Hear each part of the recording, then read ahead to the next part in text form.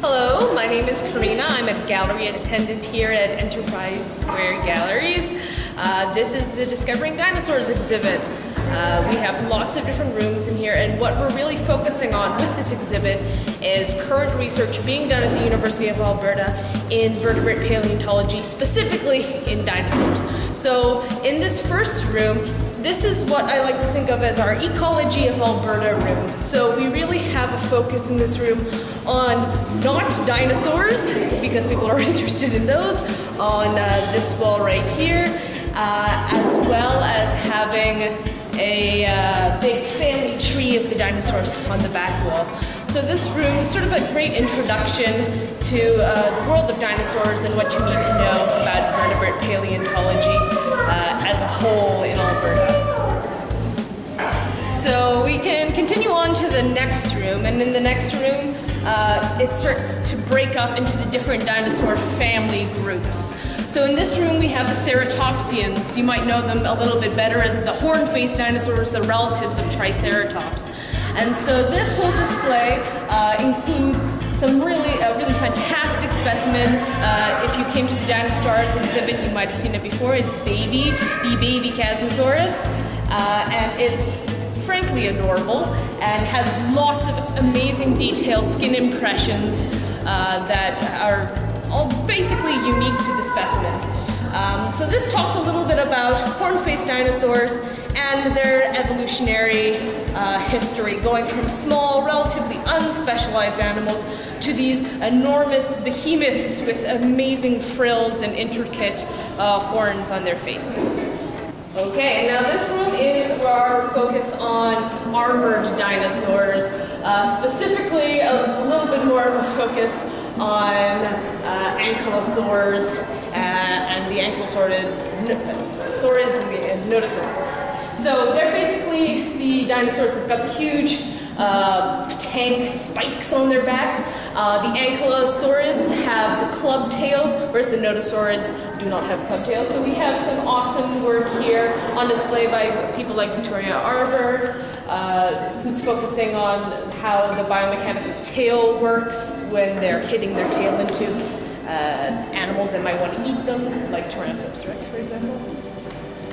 And then we also have some displays over here talking about the different eating habits of the two different groups of ankylosaurs, as well as the intricate nasal passages of animals like Tarchia, and how those basically we can recreate the sounds that they would have made by being able to examine the nasal passages in fossils. Okay, so the green-themed room is our room for the duck-billed dinosaurs, the hadrosaurs.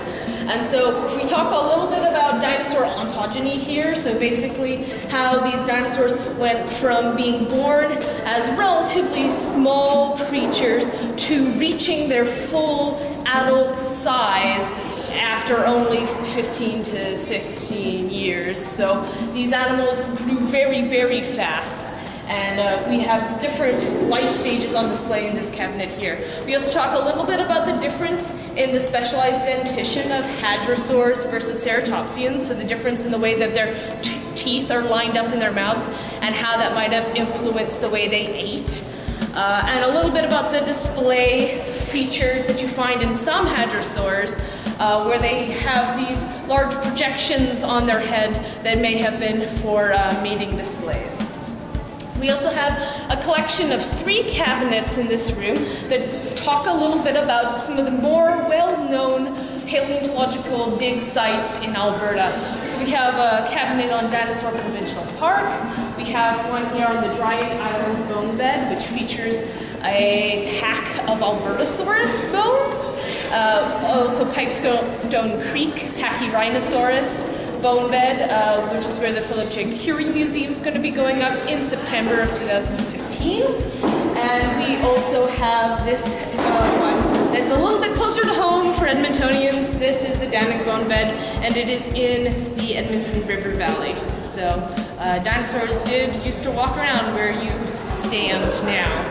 So this room here is our Mongolia connection. So It's hypothesized that there was a land bridge between Asia and North America at the time. We find a lot of dinosaurs that are basically almost identical with very small differences between them, indicating that there may have been some travel back and forth between the two continents. So this is talking a little bit about the different kinds of dinosaurs that you might find in Mongolia when you compare it to, say, Alberta. We also have a little cabinet at the back for people who are interested in pachycephalosaurs, the dome-headed lizards. We also have our tent right here. So this tent right here is an actual field tent, been used in the field before. We have jackets on the outside, basically to give people an idea of the process that goes into taking a fossil out of the ground and transporting it back to the lab for preparation. Alright, and now this is the hot button topic room. I kid, this is not hot button topic anymore. It has not been for a long time. So this is the room that talks all about how birds are in fact dinosaurs, and we have a collection of beautiful current extant dinosaurs for you to enjoy. We also have a beautiful cast of Archaeopteryx, the one that started it all, you might say. So this is a great room talking a little bit about bird evolution and their similarities to their ancient raptor cousins. All right, and this is the final room. This is the one where all the kids go and scream. This is the Tyrannosaur room, and this room is all about the different aspects of what makes Tyrannosaurs the essential kingpins, the top of the chain of their respective ecological zones. We have a whole part here about dinosaur locomotion and the differences in how muscles in the tail would have attached to the leg bones in duck-billed dinosaurs versus Tyrannosaurus, and how that would have influenced the way they ran and therefore the way they would have hunted. We also have a nice display here of this. Some of my favorite parts is pathology in fossil remains. So animals that were injured during their lifetime had a chance to heal, but preserved those injuries in their bones, which is really neat. We also have a cool thing here, a little bit about dinosaur bite force. Specifically Tyrannosaur bite force. We have Roborex here on display, and everyone always asks us, can you operate it? No, it's hydraulic powered. We can't. But it basically emulates exactly how strong a Tyrannosaur's bite force would be. We have a little bit more about the diversity of the different sizes of Tyrannosaurs that existed, as well as a little bit about how their teeth functioned and why exactly T-Rex had such tiny little arms. It's not for the reason you most likely think. And if you want to check it out, I highly recommend coming by the Discovering Dinosaurs exhibit and learning a little bit about dinosaurs and the research being conducted currently at the University of Alberta. And that's my latest YEGventure. Thanks for watching.